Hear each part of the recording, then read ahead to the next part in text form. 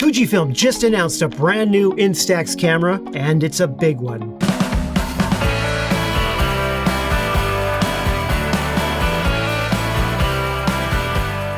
Well, hi everyone and welcome to Pal to Tech. Today, the Fujifilm Instax camera family just gained a new member, the Instax Wide 400. Together with its predecessor, the Instax 300, these are the only wide format instant cameras on the market. And this new Instax 400 camera is well, you know what? Hold on.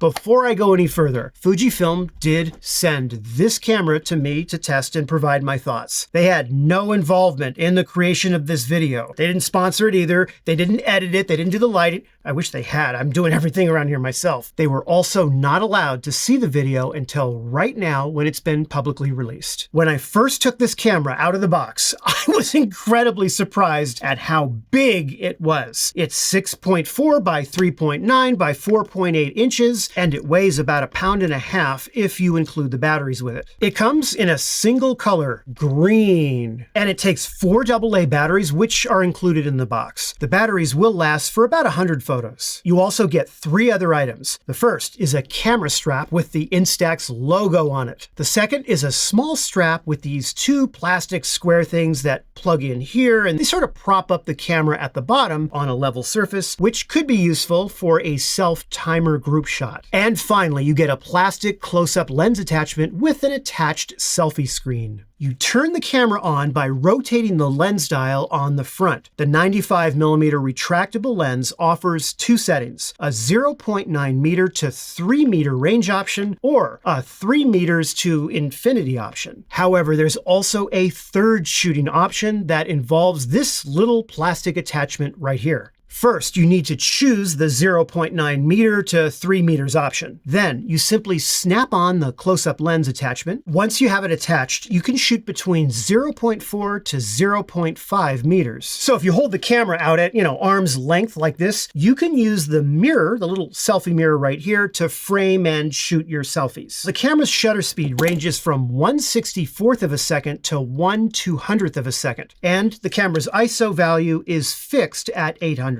Also, on the front of the camera is the self-timer switch. It's got 4 built-in self-timer options. I mean, that's more than this camera has. The camera's flash is completely automatic, and there are no settings for it. In fact, the camera basically handles all of the exposure decisions, everything, and I mean everything for you. You just show up and you press the shutter release button. Okay, have a look at these photos right here. And as you can see, there's a little bit of blown highlights. You see that right there? I can't believe I'm saying blown highlights on Instax photos, but okay, here we are. Now, there's no way to turn that flash off. So I put a little piece of duct tape over the flash and I took the shot again. And have a look at this. You see that? So if you have one of these cameras, piece of tape over the flash if you think that you may be too close and the flash may blow out your highlights. The back of the camera is where you load the film, and it's sold in 2 packs with 10 photos in each packet. You load up the film into the camera by lining up the yellow markings right here. Once you close the door, you need to turn the camera on and then take a photo so that the camera can eject the cover protector. And there's a counter on the back right here, and once it reaches 0, you can still actually press the shutter button and the camera will take a photo, or at least it'll look like it is, but no film will be ejected. Okay, kind of a problem. So when it's at 0, you're gonna need to reload another film pack. Of all the Instax cameras ever released by Fujifilm in the history of the world, this one is the most like the original Polaroids of the 1970s. Because the Polaroid, you just press the button. Same thing with this. There's nothing else you do, and the camera takes over exposure and shutter speed and all that good stuff and tries to get you the best possible shot. There were times it did an absolutely outstanding job. But then for this shot right here, I was actually walking really fast and kind of doing this. And that's because I think the shutter speed maxes out at 1/200th of a second, which maybe we want to bump that up to 1/500th of a second for a version 2 of this camera. Now, the photo is ejected right out of the camera at the top. Fuji says it takes about 90 seconds to fully develop. There's a reason why the camera is called wide in the title. The photos are larger than any other Instax camera with a size of 2.4 inches by 3.9 inches. Have a look at this here. You can see in comparison with other Fujifilm Instax cameras, these are by far the largest. In fact, as I mentioned before, they are the closest to what you would get from those old Polaroid cameras from the 1970s. In fact, let me just show it to you. Oh, damn it! I didn't mean to take it. How many shots do I have left? One more. Oh, man. It's not working. It worked earlier. Oh. Okay, well, it worked now. Pretty much the same, but I gotta say the Polaroid's actually, maybe it's a little bigger. And of course, the Instax one is wider. You see that right there? So right here is the Viewfinder, which has 2 composition circles. Most of the time, you'll be using the solid circle, and that is where you center your image in the middle of the frame. You put the solid circle over what you want to be right on dead center in the photo. However, if you use the close-up attachment, you need to switch to the dashed line circle right here. And this will actually end up being at the center of the photo. I was actually pretty pleased with how the selfie mirror worked. And again, the flash did a very good job of balancing out the subject and the background, but sometimes the flash goes off and you don't want it to, like right here. Please keep in mind though that I was sent a demo model of the camera, and all of the images that you see in this video are from that demo model. The finished model will be released in June. I do have several suggestions to point out about this camera.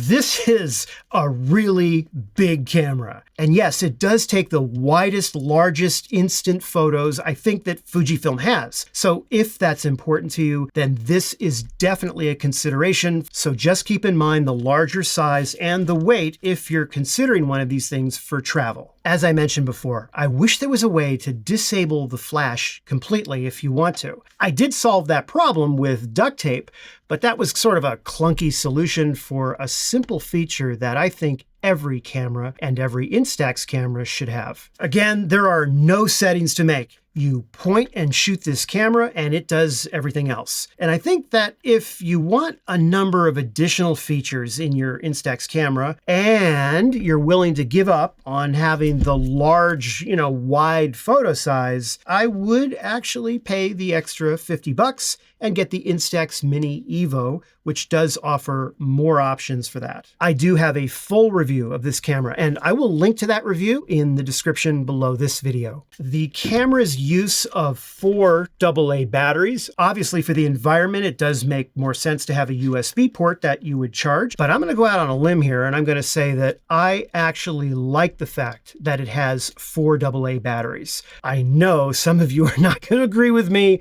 and that's okay. It's a peaceful world. There's room for us all. The self timer gives you 4, 6, 8, and 10-second options. We don't need that many so close to each other. So Fuji, just keep it at like 4 and 10, say, and then perhaps add maybe an exposure compensation override or a flash off function that I mentioned earlier. I've said it before and I'll say it again. I love the Instax camera lineup. These things are fun, they're social, they're different, and they take chances with new designs. And combining that with a camera that automatically does everything for you behind the scenes, and having these large, wide photos suddenly appear from the top of the camera, that is always a hit wherever you go, even if some of the photos may end up with a few misses. Oh, and one other thing.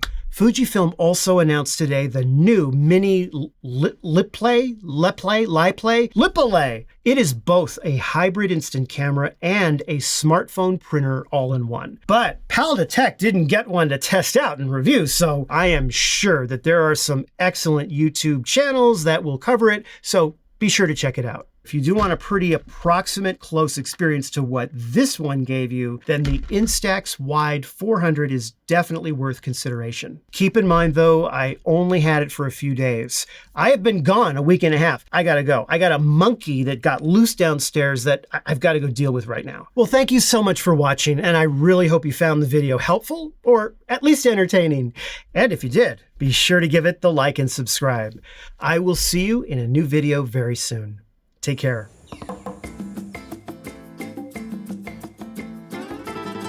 There he is. Do they jump on you? I don't need that in my life.